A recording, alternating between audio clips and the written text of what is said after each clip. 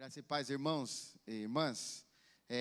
Quero apresentar então minha esposa, Shirley. Fica em pé, Shirley. Um aplauso para ela, irmãos. Glória a Deus.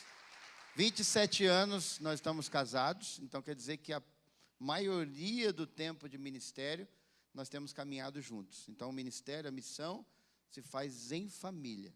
Então a Maria Fernanda, nossa filha, também está junto conosco na missão.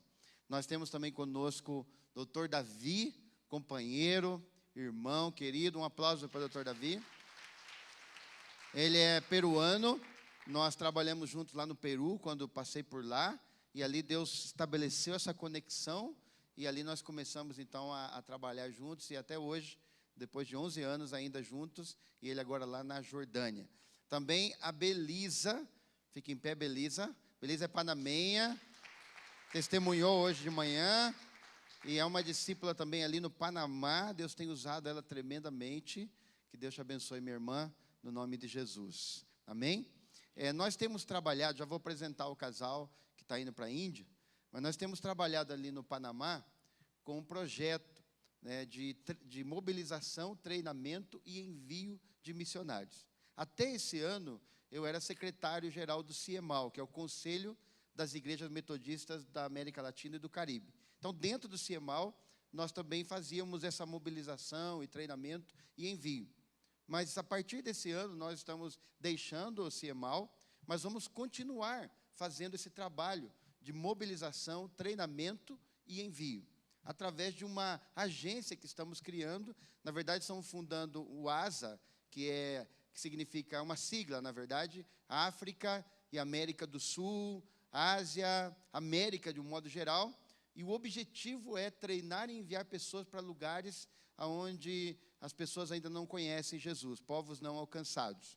Então, nós temos trabalhado nesse tempo todo ali no Panamá, e já enviamos pessoas para a Ásia, para a África, para a Europa, para a América Central, para a América do Sul e também para o Caribe. Então, Deus tem dado esse privilégio de participar, na verdade, participar dessa grande obra que o Senhor Jesus encomendou para nós.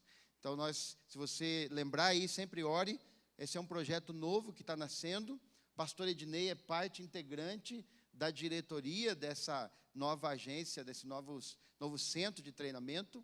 Então, ele tem sido um companheiro aí também nessa caminhada. Agradeço muito a sua vida, pastor Ednei, a vida da Sol, né, essa hospitalidade de vocês, né, dos pastores aqui em geral, né, da pastora Isa, do Arthur, do pastor Ramilson também, da esposa que eu não lembro o nome, Marília, pela igreja aqui de Goiânia, né, que tem nos recebido com tanta alegria. E eu sei que esse lugar já é e será ainda mais uma plataforma de envio de missionários, de obras, de recursos, para que o nome de Jesus seja conhecido em muitos lugares do mundo. Amém? Temos a alegria também de estar conosco, já caminhamos também um tempinho aí, ainda que longe, mas perto, sempre, né? O Johnny e a Patrícia. Vem aqui na frente, um aplauso para eles, né? Eles são... Por que a gente tem que aplaudir mais forte? A gente tem que aplaudir mais forte.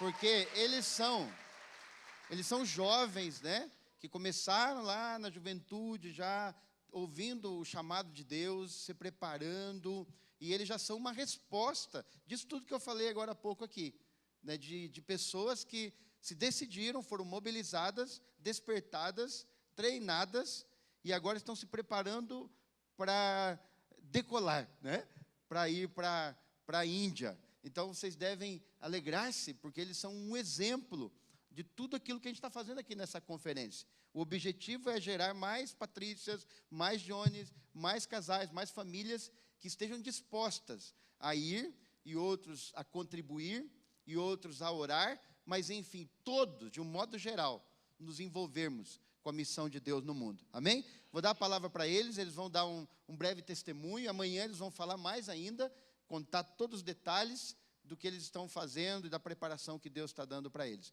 Por favor. Graça e paz. Como o pastor já disse, Luciano, missão é feita através da família. É quando Deus abençoa a nossa família para que a partir da nossa família outras sejam abençoadas. Esse é o lance que tomou e colocou em choque a vida de Abraão. Como assim, Senhor, isso acontecerá? Eu quero fazer uma leitura rápida com vocês do livro de Salmos, no capítulo 73. Rapidinho. Do que Deus falou com a gente, fortalecendo em nós e colocando uma convicção no nosso coração, na nossa mente, a respeito do que Ele quer fazer através da nossa família no território indiano. E no Salmo capítulo 68, a partir do versículo 3, está escrito assim, ó: tudo que temos ouvido e conhecido, que foi passado para nós através dos nossos pais, que eles nos contaram, nós não esconderemos. E aqui eu vou fazer um ponto meu. Nós não esconderemos nem dos nossos filhos e nem dos filhos das outras pessoas que estarão ao nosso redor. Nós não os esconderemos de seus filhos, mostrando à geração que está por vir os louvores do Senhor e a sua força e a sua obra maravilhosa que Ele fez e tem feito ao longo da história da humanidade. Pois Ele estabeleceu um testemunho em Jacó e nomeou uma lei em Israel, a qual Ele comandou aos nossos pais, de que eles deveriam fazê-la conhecida aos seus filhos. Que a geração futura possa conhecê-las, até mesmo as crianças que viriam a nascer, que deveriam se levantar e declará-las aos seus filhos, para que eles pusessem a sua esperança em Deus, e não esquecessem as obras de Deus, mas guardassem os seus mandamentos. Esse é o chamado do nosso Deus para a nossa família, para que nós possamos ser bênção na vida dos nossos filhos, nossa primeira missão, e nos filhos das outras gerações que virão e que nós jamais conheceremos. Na nossa viagem na Índia, nós tivemos o privilégio de conhecer um centro de refugiado tibetano. Como muitos sabem, faz parte da história da humanidade. A China invadiu o Tibete, tomou conta daquela região, de forma que eles não têm mais liberdade de colocar em prática a sua cultura, as suas tradições, hastear a sua bandeira, cantar o seu hino, vestir a sua roupa, fazer suas festividades. Nada disso mais é permitido. E eles então fugiram. Uma grande quantidade de tibetana foi recebido no norte da Índia, num centro de refugiados. Lá nós compramos esse tapete tibetano. Só eles fazem esse tipo de tapete, ponto a ponto. Ninguém no mundo copia isso aqui. E nós compramos, conversando com um ancião lá, pastor. Ele é avançado em idade, já há mais de 70 anos. Ele começou a abrir o coração e contar para a gente sobre o que está acontecendo com a geração tibetana. Os jovens não têm mais interesse em conhecer essa prática artesanal da confecção dos tapetes. De forma que ele falou, nós somos a última geração de tibetanos que está interessada em fazer isso. A partir de nós não haverá mais a confecção desse tipo de tapete. E um tapete desse, irmãos, leva meses para ser feito. E ele pode durar até 300 anos, se bem cuidado. E ele falou para mim, olha, esse tapete que você está comprando não é para você. Não é para os seus filhos. É para os filhos dos seus filhos e os netos deles e das gerações futuras que talvez você não conheça. E pouco a pouco Deus foi falando no meu coração e com a Patrícia, dizendo, olha, Johnny, escuta da boca desse homem que não me conhece o que eu quero dizer para você. Porque eu tenho amado as famílias de geração em geração. E eu tenho interesse de que todas as gerações me conheçam e me adorem de verdade. Então, Deus foi falando mais. Nós fomos para o norte da Índia e conhecemos uma região no Lamagon, né, Paty? Fala aí, deixa eu abrir aqui. Nós estivemos num vilarejo nas montanhas, que chama Lamagaon, e lá nós conhecemos a história de uma família do reverendo Biches, que eles foram pioneiros como cristãos naquela região, porque o pai deles chegou lá, uma área de cultura nepali, e eles, passando por lá, o pai dele viu que não havia nenhum cristão, e decidiu, então, se mudar com a sua família para lá, para que houvesse um cristão. E lá eles começaram a viver, sofreram perseguição no início, porque as pessoas não aceitavam, mas eles insistiram, e eles tinham o desejo de impactar as gerações. Então, e eles conseguiram prosperar naquele lugar, depois a gente pode contar com mais detalhes, e tem uma escola, e desenvolvem um trabalho também com o futebol naquela região. E eles falam muito sobre isso, a nova geração. Até o Johnny ganhou uma camiseta do time deles, né, que chama Next Generation, que é a próxima geração, porque nós temos que transmitir né, os valores do reino para as novas gerações. O que nós queremos dizer com isso, finalizando? Essa igreja central metodista em Goiânia tem uma história. E se vocês forem recapitular a história, o passado de tudo que aconteceu, das famílias que passaram até aqui, vocês podem se alegrar com muito do que aconteceu aqui, das famílias que conheceram e mantiveram a história, o conhecer a Deus de geração em geração. O que vocês vão fazer hoje, a partir de hoje, vai definir o que as próximas gerações irão fazer. A forma como eles cultuarão a esse Deus único e verdadeiro. A forma como eles entenderão e conhecerão a Deus. Então, hoje é um dia muito importante para a sua família. Mude a perspectiva cristã de quem é a sua família, por que ela existe, qual o planejamento da sua família. Onde vocês querem estar daqui 5 anos? Coloque o planejamento de Deus no centro do seu planejamento familiar. E deixe Ele usar a sua família, as suas crianças, os seus netos, os seus filhos, sobrinhos, para que o nome do Senhor seja conhecido, de geração em geração. O seu nome vai ser esquecido, e esse deve ser o nosso alvo, para que o nome dele seja exaltado e reconhecido de geração em geração. Amém? É isso. Obrigado. Glória a Deus. Aleluia. Glória a Deus. Eu conheci esse lugar onde o Johnny está dizendo, e é um desafio, é uma bênção. Sinais de Deus estão lá, e eles vão se juntar com aquelas pessoas já que estão lá buscando fazer a missão. E nós nos alegramos muito com esses jovens, né, que estão se dispondo a ir. Esse é o propósito de Deus, né? E muitas pessoas mais no Brasil, Deus quer levantar. Por exemplo, nós trabalhamos com um africano chamado King's Pride. Ele foi embora para os Estados Unidos quando era adolescente para estudar. Então, quando ele estava lá já formado, se tornou um empresário, estudou, tudo mais. E ele então ouviu a voz de Deus falando: você tem que voltar para o seu povo para ajudar o seu povo. Então ele voltou para Gana e lá ele comprou terras no meio do território muçulmano. E começou lá um projeto de ajudar pessoas através da oftalmologia e também da odontologia e da agricultura.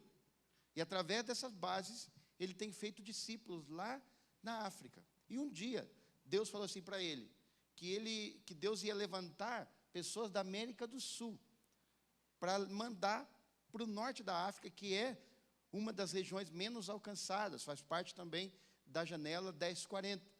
Então ele foi se contactando com pessoas, até que ele visitou o Brasil uma vez, e o bispo João Carlos, na verdade, me apresentou o King's Pride. Eu levei ele em vários treinamentos, nós começamos a caminhar juntos, e hoje ele é parte também do projeto ASA, né, dessa agência que está nascendo. Então ele é o vice-presidente desse projeto, e essa base lá também, na África, necessita de pessoas, grupos a curto prazo, a longo prazo, que possam ir e ajudar de alguma forma para que a missão de Deus continue acontecendo lá. Nesse exato momento, tem um grupo de jovens da 6ª região que estão lá trabalhando e vão ficar por 3 meses servindo ao Senhor. Então também dá para organizar esse tipo de missão a curto prazo. E sem esquecer que em novembro agora desse ano, lá no Panamá, nós vamos ter o nosso primeiro treinamento missionário transcultural do ASA. Então vai ser do dia 14 ao dia 22 de novembro. Pastor Ednei, depois que eu vou falar aqui, não tem mais como ele escapar, por isso que eu vou falar aqui já. Ele vai ser um dos professores lá. Quem pode dar um aplauso? Tá? E ele já sabe que está tudo pago, né, pastor? tudo pago por quem vai. Então, o pastor Ednei é um companheirão, está caminhando com a gente, e nós já temos professor dos Estados Unidos, professor da América Central, professor da Ásia, professores de vários lugares do mundo. E os professores que vão não são teóricos, que vão falar do conceito do que é missão. São como o doutor Davi, que está aqui, a Belisa, né? Os próprios missionários que estão indo para a Índia, minha esposa, que é a melhor missionária, na verdade, do que a gente, porque está no campo, está fazendo missão no dia a dia. Então, são pessoas que estão fazendo na prática. E tem também o teórico. Por exemplo, um dos professores é um indiano, chamado Ravi David.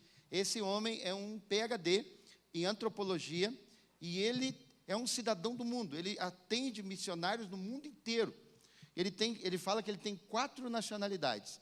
Ele tem a indiana, passaporte indiano, ele tem o passaporte americano e ele tem o passaporte da Nova Zelândia, onde também ele é um cidadão, e ele tem o passaporte do Reino de Deus. Então, esse homem caminha com a gente. O pastor sabe que nós estávamos confirmando esse treinamento, e no exato momento que nós confirmamos, eu mandei uma mensagem para ele, automaticamente ele me respondeu, falou: pastor, eu estou aqui em Bangalore, na Índia, mas pode confirmar, eu tinha uma viagem para essa data, mas eu estou acabando de cancelar, e eu vou levar minha esposa junto comigo, porque eu acredito nesse projeto. Quem vai se mobilizar para estar lá no Panamá? Eu espero muita gente daqui, no nome de Jesus, amém? Muito bem, abra sua Bíblia, meu irmão, minha irmã, em Apocalipse capítulo 2, Apocalipse capítulo 2, isso, nós vamos projetar aqui também, né, o Asa Movement, que é nossa página aí, as nossas redes sociais também. Por que é Asa Movement? Não é um movimento mais, não é uma igreja nova, tem nada a ver, tá? É movement porque é movimento, e movimento significa que Deus está nos tirando de algum lugar e nos levando para outro. Então Deus está nos mobilizando, nos movendo do nosso lugar de conforto e nos fazendo envolver-nos com a missão dele. Então, por isso que é Asa Movement, ou Asa Movimento, tá bom? Então, você vai acompanhar todas as informações, né, nós temos lá, e Deus tem abençoado grandemente esse caminho que nós temos traçado, porque ele é segundo o coração de Deus, amém? Abra sua Bíblia, então, em Apocalipse, capítulo 2, quem achou, diga amém. Quem não achou, fala misericórdia. Muito bem. Ao anjo da igreja em Éfeso escreve: estas coisas diz aquele que conserva na mão direita 7 estrelas e que anda no meio dos 7 candeeiros de ouro. Conheço as tuas obras, tanto o teu labor como a tua perseverança, e que não pode suportar homens maus, e que puseste à prova os que a si mesmos se declaram apóstolos e não são, e os achastes mentirosos, e tens perseverança e suportaste provas por causa do meu nome, e não te deixaste esmorecer. Tenho, porém, contra ti, que abandonaste o teu primeiro amor. Lembra-te, pois, de onde caíste, arrepende-te, e volta à prática das primeiras obras. E se não, venho a ti, e moverei do seu lugar o teu candeeiro, caso não te arrependas. Tens, contudo, a teu favor, que odeias as obras dos nicolaítas, as quais eu também odeio. Quem tem ouvidos, ouça o que o Espírito diz às igrejas. Ao vencedor, dar-lhe-ei que se alimente da árvore da vida, que se encontra no paraíso de Deus. Amém. Oremos. Senhor Deus, tua palavra é viva, tua palavra é eficaz, a tua palavra é mais cortante do que qualquer espada de 2 gumes. Espírito Santo, fala com cada vida que está aqui. Deus, que a sua palavra possa marcar, transformar, gerar vida, gerar uma mudança interior, uma mudança, uma transformação, que possa ser notada por todos ao redor. Pai, em nome de Jesus nós oramos. Amém. Amados, quando eu penso, né, no Apocalipse, na revelação de Deus, Deus está falando através dessa palavra para nós, e através do anjo, né, que Deus tem um propósito para a igreja em todos os tempos. Quando nós vemos as 7 igrejas do Apocalipse, elas representam todas as igrejas de todas as épocas. Então Jesus, ele está dando uma revelação para João, o apóstolo, que estava exilado na ilha de Patmos, mostrando qual era a vontade dele para a igreja. Então a vontade de Deus revelada aqui, no texto, também é a vontade de Deus para nós hoje, para a igreja hoje. E quando nós olhamos a igreja de Éfeso, nós percebemos que Jesus, ele vai fazer muitos elogios a esta igreja. Perceba que Jesus vai falar que ele conhecia as obras da igreja de Éfeso, ele conhecia o trabalho, o labor desta igreja. Então era uma igreja que trabalhava. E também diz o texto que ele conhecia a perseverança desta igreja. Era uma igreja que tinha perseverança. Inclusive era uma igreja que não suportava homens maus. Era uma igreja que buscava uma vida de santidade. Era uma vida que tinha até uma vida de perseverança diante das provações.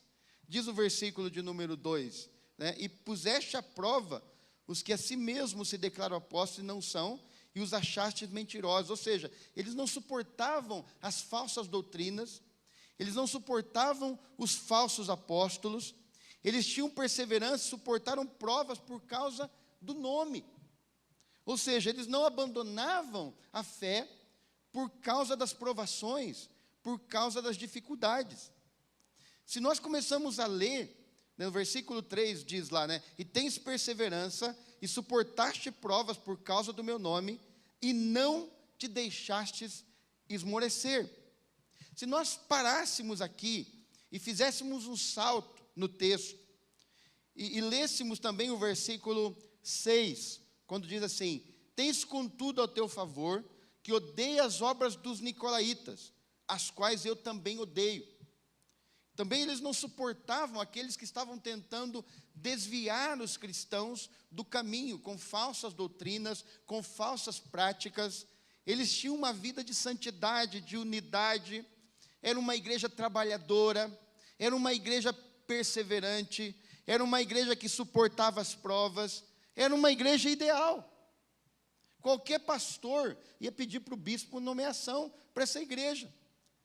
Uma igreja aparentemente perfeita, que Jesus está fazendo elogios. No entanto, Jesus está falando aqui que existe uma questão que ele tem contra esta igreja. E está no versículo de número 4. Tenho, porém, contra ti que abandonastes o teu primeiro amor.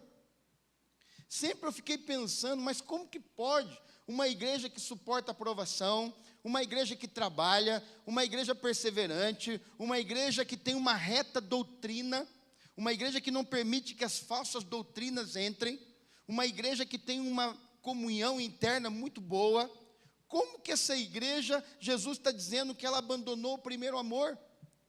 Que sentido? Qual é o sentido? O que Jesus quer falar através deste texto?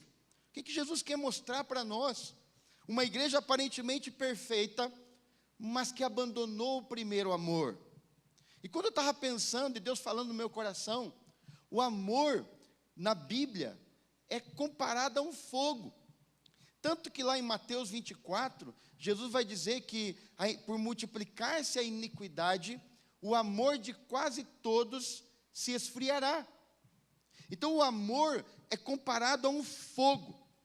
E esse fogo vai se apagando, vai se apagando. E aí você relaciona esse fogo com o que Jesus está falando aqui no versículo de número 5. Lembra-te, pois, de onde caíste, arrepende-te e volta à prática das primeiras obras, senão venho a ti e moverei do teu lugar o teu candeeiro, caso não te arrependas. Os candeeiros, nós até deixamos aqui um candeeiro parecido com esse aqui, né, significava exatamente a luz, brilhar no meio das trevas. Israel, lá no templo, eles tinham um candeeiro ou um candelabro feito de ouro maciço, e que esse candelabro era aceso por azeite de oliva que fluía, e o fogo queimava ali, representando que Israel era luz para as nações. Então agora, Jesus está dizendo que é a igreja que é esse candelabro, que é esse candeeiro. A igreja é o Israel de Deus. A igreja é o candelabro de Deus que tem que estar aceso, movido pela unção e cheio desse fogo que ilumina, que brilha no meio das trevas. Então, quando nós pensamos nisso, o primeiro amor tem a ver exatamente com esse fogo. O primeiro amor tem a ver com esse fogo que não são só os dons. E muitas vezes nós confundimos. Nós pensamos que o primeiro amor é somente os dons, ou quando alguém começa a falar em línguas, ou quando alguém chega na igreja e é empolgado, animado.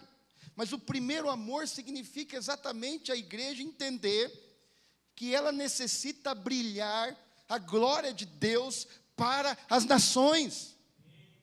Então Deus tem falado no meu coração que o avivamento, ele não tem que ser um avivamento que produz motivação, que produz um montão de eventos, um montão de coisa na igreja. O avivamento genuíno vai produzir um fogo que vai queimar dentro de nós, que vai queimar através de nós, porque a unção de Deus vai estar fluindo em nós, o azeite do Espírito Santo vai estar fluindo de tal forma em nós, que esse fogo vai estar queimando, e nós vamos nos dispormos a nos envolver com a missão de Deus no mundo. E essa missão de Deus é exatamente o que Deus está falando aqui. Uma igreja que trabalha, uma igreja perseverante, uma igreja que faz tudo certinho, mas que perdeu aquela primeira paixão, aquele primeiro amor, quando ela nasceu, e quando ela impactou o mundo, e quando ela fez a diferença. Jesus está chamando você e eu para queimar, para brilhar, para manifestar a glória dele entre as nações.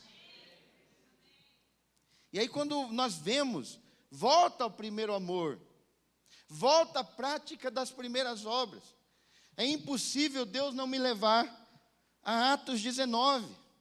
Vai lá na sua Bíblia, em Atos capítulo 19, onde nasceu a igreja em Éfeso. Olha o que Deus está dizendo. Se vocês não se arrependerem, eu vou mover o candeeiro. Sabe por que Deus está falando que vai mover o candeeiro e não vai tirar o fogo? Porque o fogo já não tinha, era falta do primeiro amor. Deus não fez um candeeiro para ser um ornamento. Deus não fez um candeeiro para ser um enfeite. Deus não fez a igreja para ser um ornamento. Deus não fez a igreja para enfeitar. Deus fez a igreja para queimar. Deus fez a igreja para brilhar. Então a igreja é chamada a ser a luz para as nações. Então quando Jesus está falando, eu vou remover o seu candeeiro, Jesus está dizendo, eu não quero que a igreja seja apenas um ornamento. Eu não quero que a igreja seja apenas um enfeite. Eu quero que a igreja brilhe a glória do Senhor sobre todos os povos. E aí quando nós olhamos, o que significa exatamente na prática esse voltar ao primeiro amor? Está certo que os casais aqui sabem o que significa o primeiro amor, não é verdade? Quem é casado aí? Você lembra o que você fazia para estar com a sua namorada quando você começou? Você atravessava até o Atlântico, sim ou não? Você fazia de tudo. Mas muitas vezes na igreja a gente tem aquela ideia assim, que o primeiro amor é uma coisa que tem que passar. E que um cristão maduro é um cristão que já não anda mais no primeiro amor.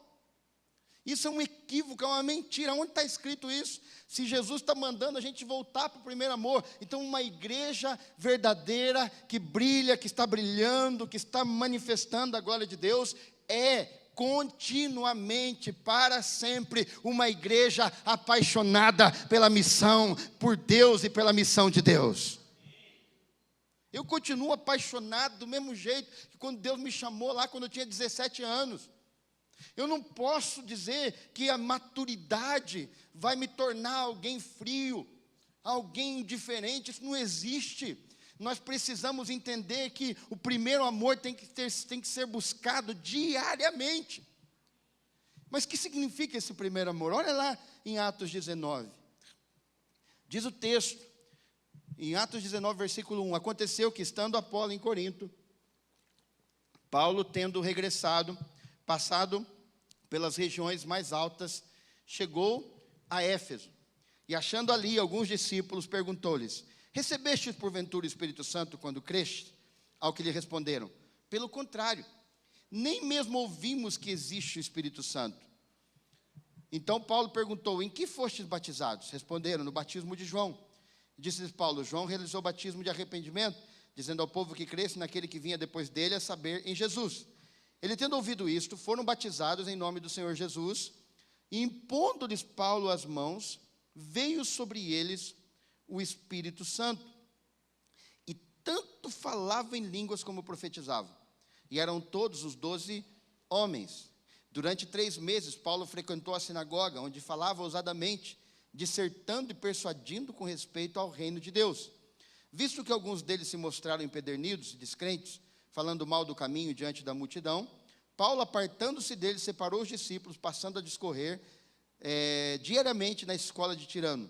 Durou isso por espaço de 2 anos, dando ensejo a que todos, fala comigo, todos os habitantes da Ásia ouvissem a palavra do Senhor, tanto judeus como gregos. Amados, para a gente entender bem isso, nós precisamos entender o contexto de Éfeso. Éfeso era um importantíssimo centro religioso, cultural e econômico da época. Para você ter uma ideia, Éfeso tinha o templo para a deusa Diana, que era uma das 7 maravilhas do mundo antigo.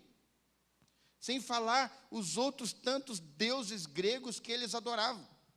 E era uma cidade muito próspera, por causa do porto que tinha ali, e era um caminho comercial muito importante. Então, nesse lugar de trevas, nesse lugar de idolatria, que também tinha o templo para o imperador, para piorar, Deus coloca o apóstolo Paulo para ministrar 12 homens que tinham conhecimento, vamos dizer assim, em parte sobre o evangelho, porque tinham sido batizados no batismo de João, e não conheciam Jesus, não conheciam o batismo com o Espírito Santo, o Pentecostes, não conheciam nada disso. E Paulo ministra sobre eles o Espírito, ensina a eles mais exatamente sobre o evangelho, e eles são cheios do Espírito, e começam a falar em línguas, e tem ali os dons, e começam a profetizar. E Deus então derrama os dons sobre aqueles homens. Então, uma igreja que volta ao primeiro amor é uma igreja que tem clareza quais são os seus dons. É uma igreja que tem certeza para quê e onde Deus chamou ela. É uma igreja que tem uma certeza absoluta. Esse é o meu chamado, essa é a minha vocação, esses são os dons que Deus me deu. Mas nós encontramos muitas vezes no caminho pessoas que estão envolvidas com as atividades da igreja, mas não estão envolvidas exatamente com os dons e os ministérios que o Espírito Santo quer dar. Deus não quer você envolvido com atividades, Deus quer você envolvido com Ele. Deus quer que você se envolva com o Espírito Santo, porque é Ele que vai colocar você no lugar, é Ele que vai usar você com os dons que Ele vai derramar sobre a sua vida. Então, uma igreja cheia do amor, cheia do fogo do Espírito Santo, é uma igreja que tem uma clareza sobre o Evangelho, é uma igreja que tem uma clareza sobre onde e como Deus quer usar. E mais ainda, quando Paulo está ali pregando, diz o texto que ele vai pregar na sinagoga. Paulo ele vai fazer exatamente como Jesus. Jesus começava na sinagoga, Paulo também está começando na sinagoga, e Paulo está ministrando a palavra na sinagoga, persuadindo ali a respeito do reino de Deus.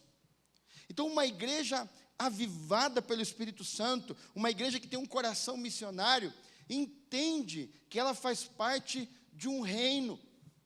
Você não faz parte de uma instituição qualquer. Você não faz parte de uma instituição humana que tem um fim, ou que pode ser destruída, ou que pode acabar-se. Você e eu somos parte do reino de Deus. Nós temos um rei, e esse rei colocou uma mensagem nos nossos lábios. Uma igreja avivada entende que o conteúdo principal da sua mensagem não é uma ideia, não é uma persuasão humana, não é uma ideia humana, mas é a palavra do reino. O que nós temos que pregar para as pessoas? A mensagem do reino de Deus, para que as pessoas possam ser parte do reino de Deus, possam entrar no reino de Deus, possam ser membros desse corpo de Cristo e se tornarem parte desse reino maravilhoso. Então, qual que é a mensagem de uma igreja avivada? É o reino de Deus. Então, ela entende que o reino de Deus é maior do que essas 4 paredes. Ela entende que o reino de Deus é maior do que a instituição, que a denominação. O reino de Deus é maior do que nós podemos imaginar. O reino de Deus é maior do que a igreja. O reino de Deus é governado pelo Deus eterno, Deus todo-poderoso. E essa é a mensagem que Deus colocou no teu coração. A tua casa é uma embaixada do reino de Deus. Você é um embaixador do reino de Deus. Então, em nome de Jesus, uma igreja que vive esse amor apaixonado, entende essa mensagem, prega esta mensagem, vive esta mensagem para a glória do Senhor. E mais ainda, diz aqui o texto, que Paulo, ele teve pessoas que não aceitaram a lei, e que na verdade rejeitaram a mensagem, e por causa dessa rejeição, ele aparta os discípulos, e leva os discípulos a uma escola que já havia ali, de um homem chamado Tirano. E ali então ele começa um discipulado na escola de Tirano. Então uma igreja que volta ao primeiro amor, é uma igreja que está disposta a ser discipulada.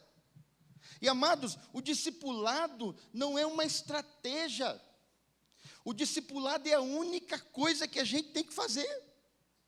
O discipulado não é uma visão de uma denominação, ou de um pastor que disse, ou de uma outra igreja que disse isso, aquilo. O discipulado é o que Jesus fazia. O discipulado é a essência do que a igreja é. Nós fomos chamados para fazer discípulos de todas as nações, para a glória de Deus. Então, discipular pessoas não é uma opção. Não é assim, não, eu vou envolver-me com o discipulado, eu não. Não existe essa opção. Se eu sou um discípulo de Jesus, automaticamente eu me tornarei um discipulador. Então, voltar ao primeiro amor é ter um discipulado intencional. E veja que esse discipulado que o apóstolo Paulo fazia, não era um discipulado somente para transformação de caráter, era um discipulado missionário. Um discipulado que preparava missionários. Fala para o teu irmão, Deus está te preparando cada domingo. Fala aí. Para ser um missionário. E às vezes a gente pensa assim, né, eu vi que vários estão falando, né? Todos nós, quem aceitou Jesus como Senhor e Salvador aí? Levanta a mão. Então, quem aceitou, fala, eu aceitei. Aleluia. Você aceitou porque Ele te aceitou primeiro. Então não fica muito empolgadinho, não. Então nós que fomos aceitos por Jesus antes, que fomos amados primeiro, encontramos esse amor, nos tornamos discípulos, então nós automaticamente temos que fazer discípulos. Não é uma opção. Não é assim, um quer, o outro não quer. Então fazer discípulos é o que a gente vai fazer aqui em Goiânia. Fazer discípulos é o que a gente vai fazer lá no Panamá. Fazer discípulos é o que a gente vai fazer lá na Índia. Fazer discípulos é o que a gente vai fazer na China, no Peru, na Jordânia, em qualquer lugar desse mundo. Então, o conteúdo da missão é fazer discípulos de Jesus Cristo de Nazaré. Esse é o conteúdo da missão. A gente não tem que inventar roda, a gente não tem que inventar nada, e nem tentar convencer as pessoas por nossos argumentos. O que nós temos que fazer é proclamar o Evangelho, e o Evangelho é o poder de Deus para a salvação de todo aquele que crê. Então eu não preciso inventar nada, é o Evangelho que vai entrar no coração. Hoje em dia a gente vive muito da imagem, a gente vive das frases bonitas, e a gente tem tentado convencer as pessoas de outras formas, mas não existe nenhuma palavra de convencimento mais poderosa, mais forte, com mais autoridade, que possa entrar no coração do homem, que possa entrar na mente do ser humano e gerar uma transformação radical, que o poder do Evangelho de Jesus Cristo. O Evangelho é poder, o Evangelho é graça, o Evangelho é transformação, e a única coisa que eu fui chamado para fazer é iluminar, é brilhar no meio das trevas, através do Evangelho de Jesus. O que você tem que fazer? brilhar, deixar esse evangelho fluir através da tua vida. Nós estávamos ouvindo o Dr. Davi falar, e ele dizia várias vezes que existe milhares, bilhões de pessoas, e é verdade, mais de 2 bilhões de pessoas ainda não conhecem o evangelho no mundo. Muitas nações, muitas etnias, muitas tribos no Brasil, na região da Amazônia, eles nunca ouviram falar do evangelho. E ele dizia que nós temos muitas pessoas, muitas vezes orando por nós, mas essas pessoas muitas vezes não tem ninguém orando por eles. O que não é uma mentira, é verdade. No entanto, preste atenção nisso. Jesus disse que quando o Filho do Homem for levantado da terra, ele iria atrair todos a ele. Então, quando Jesus está falando isso, na cruz, Jesus atraiu todas as pessoas de todos os tempos. Jesus atraiu aqueles que viveram no tempo dele. Jesus atraiu aqueles que viveram antes do tempo dele. Jesus atraiu aqueles que iam nascer depois dele. Jesus atraiu a nós. Jesus atraiu aqueles que vão nascer ainda. Todas as pessoas do mundo, Jesus já incluiu na cruz. Então, amado, essas pessoas, esses mais de 2 bilhões de pessoas que não conhecem, o que eles não conhecem, nós temos que saber, eles não conhecem que Jesus já incluiu eles na cruz. E a nossa missão é dizer a eles: vocês foram incluídos na cruz do Calvário. Essa é a nossa missão. Nós não vamos incluir as pessoas. Jesus já incluiu, Jesus já amou, Jesus já derramou sangue, Jesus já completou a obra, Jesus já venceu as trevas, Jesus já amou todas as pessoas. Eu e você temos que ser unicamente um canal dessa graça do Deus vivo e poderoso. Eu não tenho que inventar nada. Eu não tenho que criar um evangelho. Eu não vou forçar ninguém. Eu vou somente deixar que esse amor que Jesus já derramou alcance e que aquela pessoa saiba que ela também faz parte desse amor derramado na cruz do Calvário. Essa é a tua missão. Essa é a nossa missão. Fazer discípulos. E Paulo estava fazendo discípulos nessa escola. E através desse discipulado, irmãos, Éfeso era um lugar de idolatria. Quantos aqui já falaram, é muito difícil fazer discípulos? Quem já falou isso? Seja corajoso, levante a mão. Quem já falou assim, tem lugares que é muito duro, as pessoas não aceitam? Quem já falou isso? Esse lugar tem muita idolatria. Quem já falou isso? Isso aqui, essa pessoa não aceita, ela é muito dura. A gente fala isso muitas vezes. Mas Deus não te chamou para lugar fácil. Deus não te chamou para brilhar onde já tem luz. Deus te chamou para brilhar no meio das trevas. Entenda isso. Deus colocou Paulo na melhor no sentido cultural, religioso, econômico da época, mas na pior cidade, espiritualmente falando, que era Éfeso. Mas ao mesmo tempo, era a mais estratégica das cidades. Deus coloca o apóstolo Paulo ali, e a partir daquela escola de discípulos, não era uma escola que estava em si mesmada, não era uma escola para criar discípulozinhos que andavam atrás de Paulo, não eram escolas para criar como Hierápolis, que foi Epáfras, que foi plantar a igreja em Hierápolis, e a igreja de Colossos, e a igreja dos Colossenses, enfim, todas aquelas igrejas ao redor, começaram a ser plantadas através desta escola. Quando aqui diz o texto que toda a Ásia, hoje a atual Turquia, foi impactada pelo evangelho, significa que a partir daquele ponto de fogo, que não era só uma agitação evangélica, não era só uma agitação, uma empolgação momentânea, era uma escola de discípulos que gerava gente comprometida que saía dali e começou então a plantar outras igrejas ao redor. E toda a Ásia Menor pôde ouvir da palavra de Deus através dessa missão. Então voltar ao primeiro amor é voltar à missão.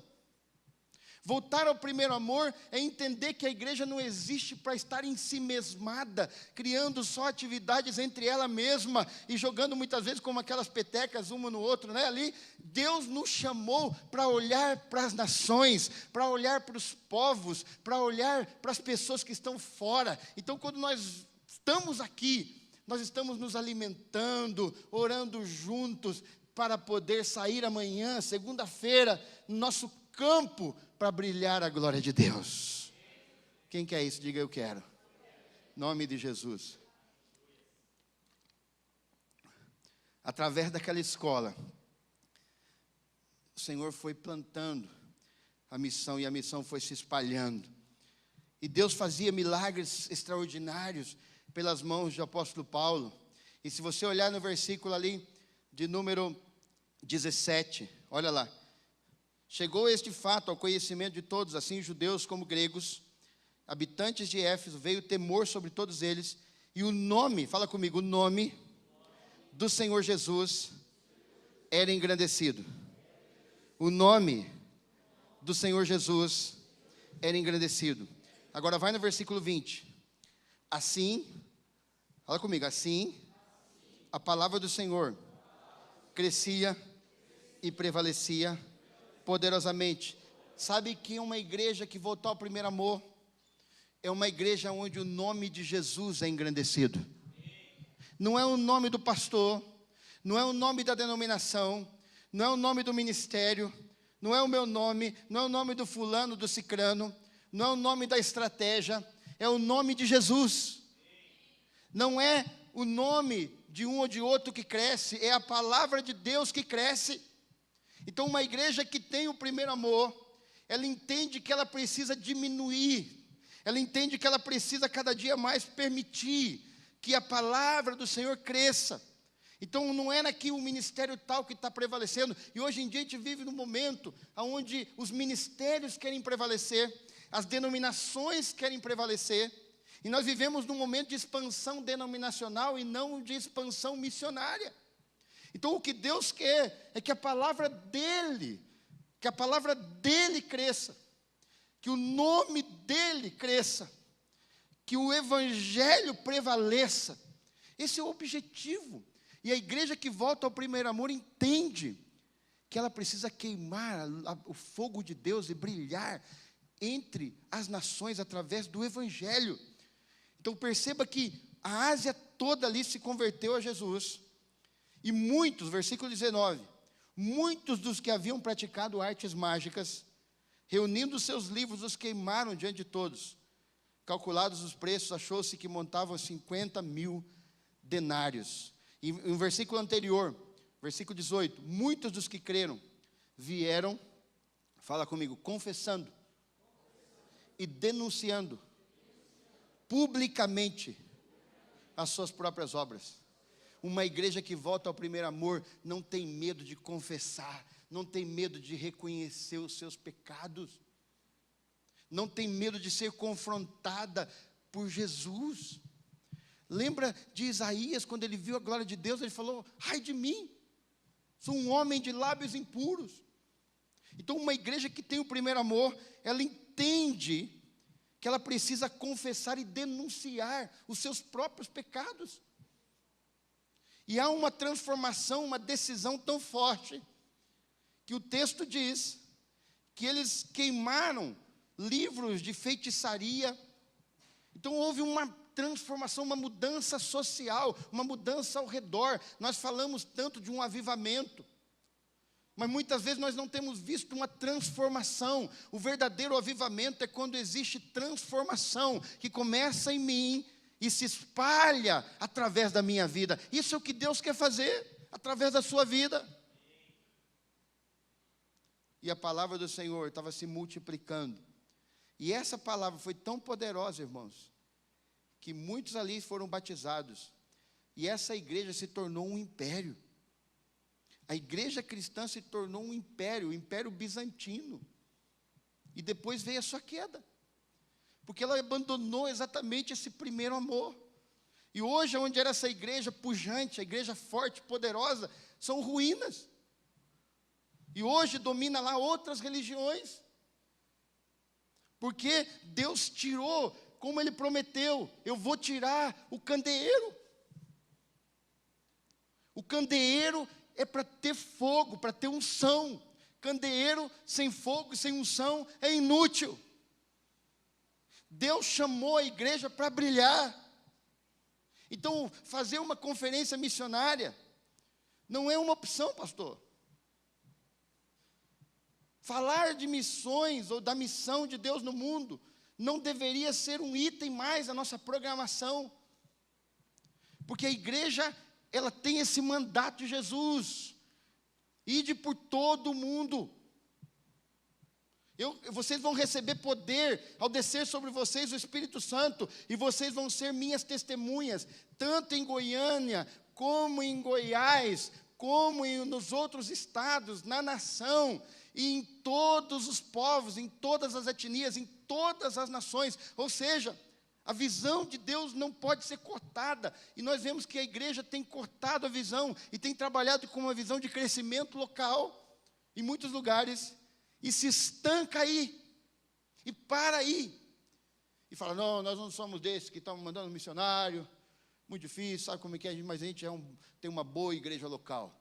Deus, a igreja tem que ser global e local ao mesmo tempo. Deus tem uma visão global para a igreja. Você e eu somos parte do corpo de Jesus, e o corpo de Jesus está espalhado pela face da terra. Então não é uma opção eu dizer que eu sou conectado com a Jordânia, com a Índia. Esse é um mandato de Jesus. Então voltar ao primeiro amor é entender essa missão e é dizer, eu quero fazer parte, eu quero me envolver, eu quero abrir o meu coração, abrir os meus olhos, e eu quero começar a permitir que Deus me use de alguma forma para abençoar o mundo.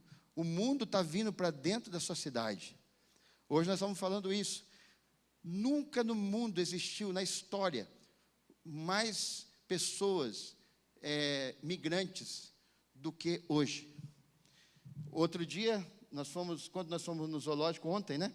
Nós vimos ali pessoas já de outras culturas, que até o pastor falou, nunca vi pessoas assim aqui. Então, porque Deus está movendo, saiba que Deus usa esse movimento. Então, Deus está trazendo, talvez você tenha um vizinho venezuelano, talvez você tenha uma pessoa que trabalha, que é de algum outro país, um boliviano, talvez você tenha uma pessoa muçulmana ali ao redor, talvez você tenha pessoas de vários lugares do mundo, que estão ali. Deus está fazendo esse movimento no mundo hoje. E se nós entendemos que nós somos parte de uma missão maior, então Deus vai começar a nos usar, e nós vamos começar a aplicar, e a glória de Deus vai se manifestar, e a palavra do Senhor vai crescer, no nome de Jesus, amém. Deus não fez o candelabro,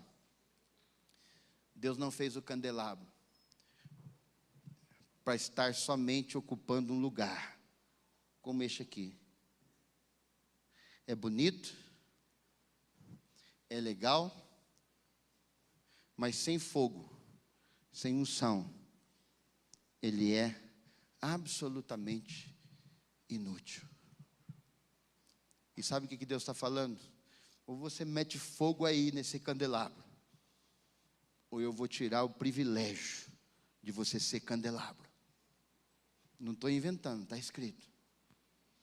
Eu não sei se o pastor vai me convidar outra vez para pregar aqui, mas Jesus está falando, se você não se arrepender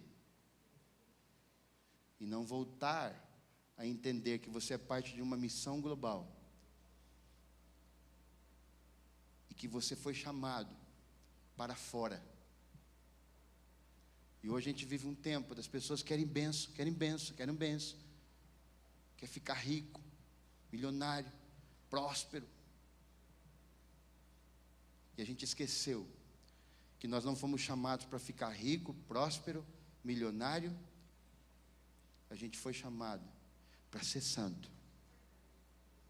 A gente foi chamado para manifestar o bom perfume de Jesus em todo lugar.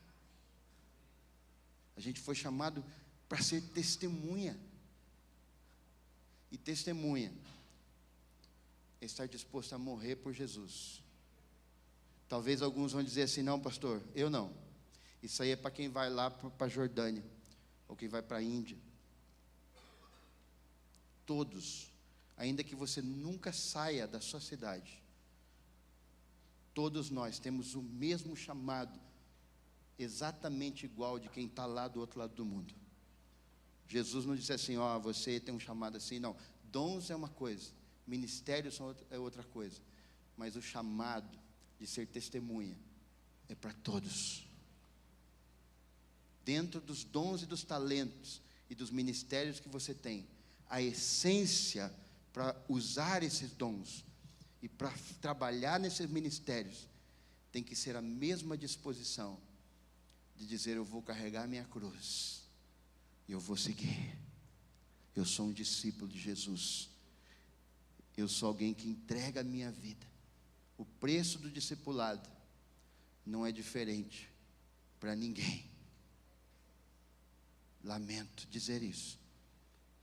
E se nós não prendermos o fogo do avivamento genuíno, que começar dentro da nossa casa, dentro da sua casa, ali, Deus vai prender, Deus vai acender esse fogo dentro do teu coração, e esse fogo vai começar a brilhar.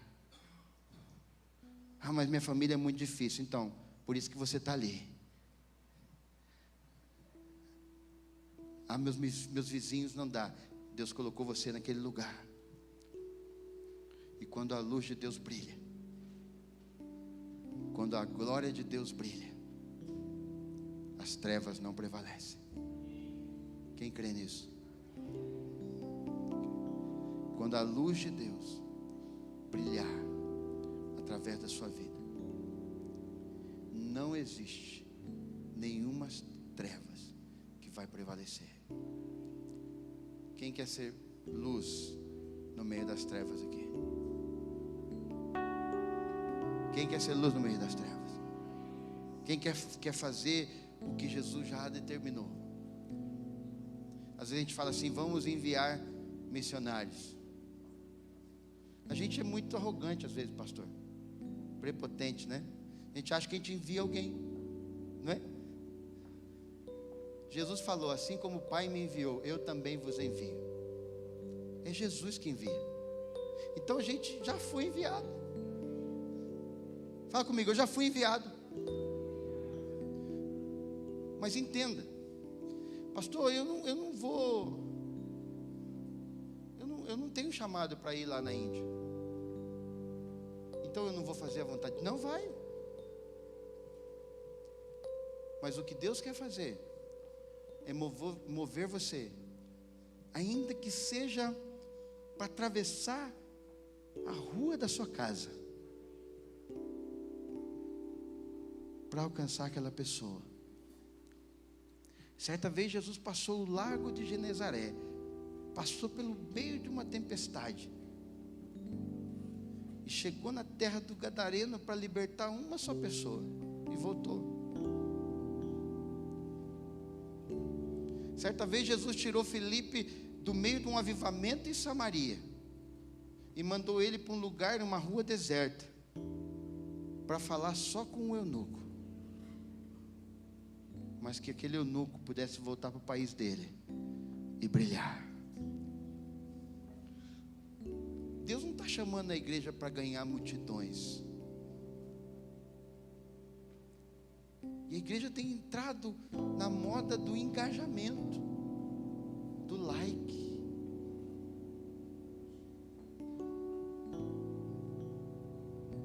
Deus não quer adeptos. Deus não quer pessoas somente que se envolvem porque gostam de alguma coisa visual. Deus quer discípulos. Um discípulo transformado. Um. Deus não está pedindo muitos, um só. Um discípulo transformado, que o fogo de Deus está queimando. Ele faz um estrago no reino das trevas. 100 discípulos, mais ou menos convertidos. Não mexem com nada. Não transformam ninguém. Deus está chamando uma só para brilhar. Você é a igreja do Senhor. E Deus vai mandar unção sobre a tua vida. Óleo, azeite. E aonde tem azeite tem fogo. E aonde tem fogo tem glória. E aonde tem glória tem transformação. Essa é a igreja que o Senhor quer. Uma igreja que brilha como um candelabro. E que as trevas são dissipadas. Que as vidas são transformadas.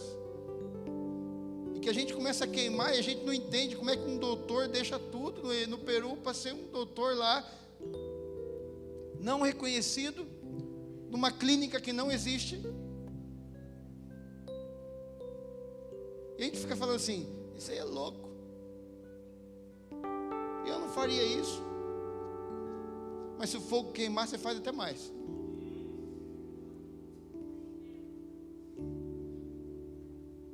Porque sabe por quê? Porque não é tua profissão que te sustenta. Não é o teu estudo que te sustenta. A gente estuda, a gente faz tudo que a gente pode. E é legal, a gente tem que fazer. Eu também faço. Mas não é isso que me sustenta. O que me sustenta é a unção. E a unção alimenta o candelabro.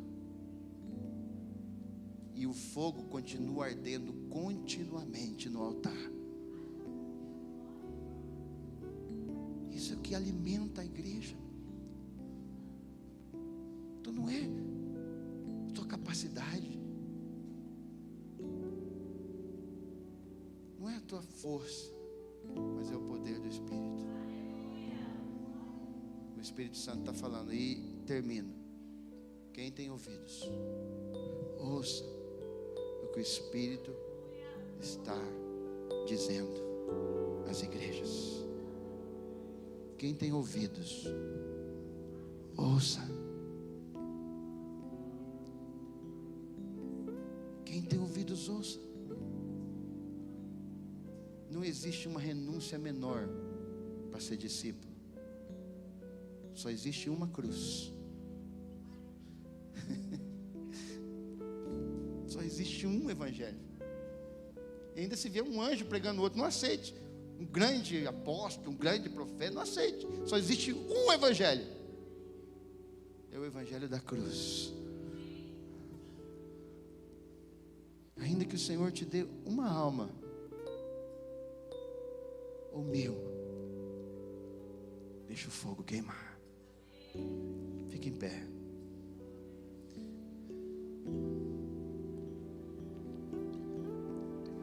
Quando Jesus está falando para a igreja de Éfeso, você pode trabalhar duro, não é só performance. Você pode até ter resiliência. A gente gosta dessa palavra, né? Tampouco é tua resiliência. Você pode ter até uma ortodoxia legal, uma reta doutrina. Para mim não importa. O que eu quero é um povo extravagantemente apaixonado, que está disposto a renunciar, que está disposto a não negociar mais,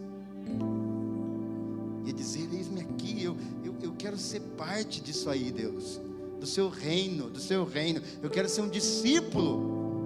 Eu não quero mais brigar com isso, ficar brigando com isso. Eu quero ser um discípulo, eu quero fazer discípulos. Eu me rendo a Ti, Senhor. Eu me prostro diante de Ti. Envia-me, que esse envio possa ser uma verdade na minha vida. E que eu possa brilhar a Tua luz. E eu não vou mais olhar para as Éfeso e dizer: elas têm muita idolatria. Sabe por quê? Porque não existe nenhum Deus maior do que o nosso. existe nenhuma obra das trevas maior do que a obra de Jesus na cruz do Calvário. Jesus já venceu tudo, queridos. Tem gente que fala: pastor, é difícil ser cristão. Difícil é ser pecador, irmãos. Difícil é ser dominado pelas trevas, dominado pelo Satanás. Ser cristão é uma maravilha, porque eu fui remido pelo sangue de Jesus, fui lavado, fui transformado, fui curado na minha alma, no meu espírito, eu fui salvo, eu fui regenerado, e ainda por cima Ele encheu minha vida com o Espírito Santo. Então difícil é não ser cristão.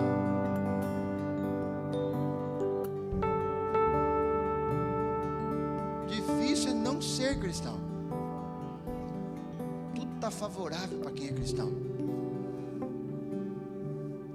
Todas as coisas concorrem para o bem daqueles que amam a Deus. Vem para o altar, vem para o altar. Sai do teu lugar. Deixa o fogo queimar.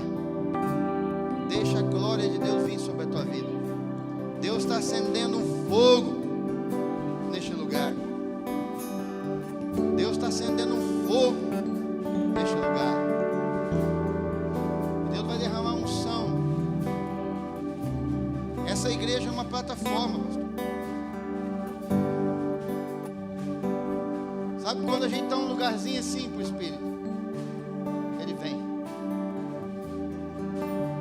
E Ele começa a fazer.